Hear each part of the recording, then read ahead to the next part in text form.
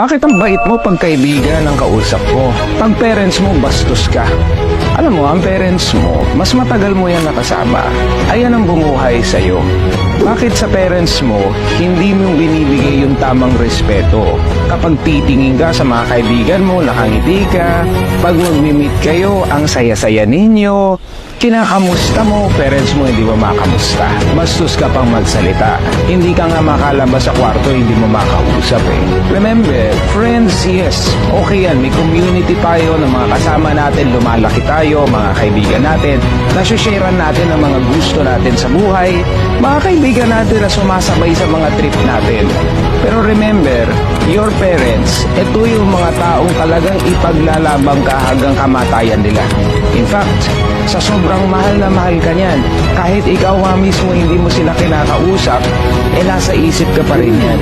Kung sa kasal may sinasabi nila till death do us part, ang mag-asawa naghihiwalay pa. Pero alam mo, ang connection mo at ng mga magulang mo ay hindi mawawala. Sasamahan ka talaga ng parents mo hanggang sa kamatayan nila.